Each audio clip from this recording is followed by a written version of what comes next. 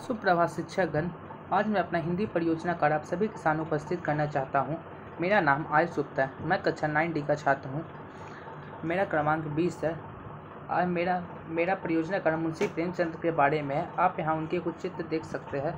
जीवनी मुंशी प्रेमचंद का जन्म 31 जुलाई 1980 को वाराणसी जिले के लाम्ही गाँव में एक कश्यप परिवार में हुआ था। उनकी माता का नाम आनंदी देवी तथा पिता का नाम मुंशी अजय बड़ाई था, जो लाम्ही के डाक मुंशी थे। उनका वास्तविक नाम धनपत राय श्रीवास्तव था। प्रेमचंद की आरंभिक शिक्षा फारसी में हुई। प्रेमचंद के माता पिता के संबंध में रामविलास शर्मा लिखते हैं कि जब वे 7 साल के थे तभी उनकी माता का स्वर्गवास हो गया तथा 15 वर्ष के हुए तब उनका विवाह कर दिया गया और 16 वर्ष के होने पर उनके पिता का भी देहांत हो गया।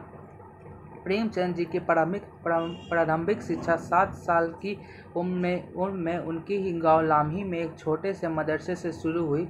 मदरसे में रहकर उन्होंने हिंदी के साथ उर्दू व थोड़ा बहुत अंग्रेजी भाषा का भी ज्ञान प्राप्त किया। ऐसे करते हुए धीरे धीरे स्वयं के बलबूते पर उन्होंने अपनी शिक्षा को आगे बढ़ाया और आगे स्नातक की पढ़ाई के लिए बनारस के एक कॉलेज में दाखिला लिया। पैसों की तंगी के चलते अपनी पढ़ाई बीच में ही छोड़नी पड़ी। बड़ी कठिनाई से जैसे तैसे मैट्रिक पास की थी, परंतु उन्होंने जीवन के किसी पड़ाव पर हार नहीं मानी और 1919 में फिर से अध्ययन कर BA की डिग्री प्राप्त करी। प्रेमचंद ने अपने जीवन में तरकीब 300 लघु कथाएं और 14 उपन्यास, बहुत से निबंध और पत्र भी लिखे हैं।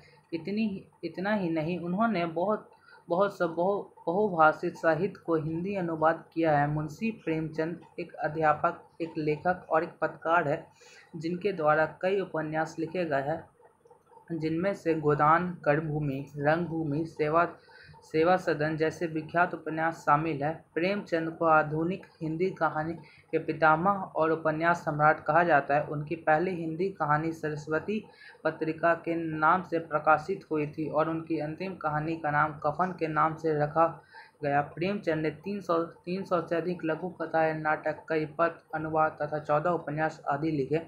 कुछ वर्षों बाद प्रेमचंद बीमार रहने लगे। उनके इस बीमार काल में उन्होंने प्रगतिशील लेखक संघ की स्थापना में सहयोग दिया। आर्थिक कष्टों तथा इलाज ठीक न कराए जाने के कारण 8 अक्टूबर 1936 में उनका देहांत हो गया और इस तरह वह दीप सदा के लिए बुझ गया, जिसने अपनी जीवन की बत्ती को कण कण जलाकर भारतीयों को पथ पथ आलोकित किया। तो इसी प्रकार मैं अपना परियोजना का समाप्त करना चाहता हूँ। धन्यवाद।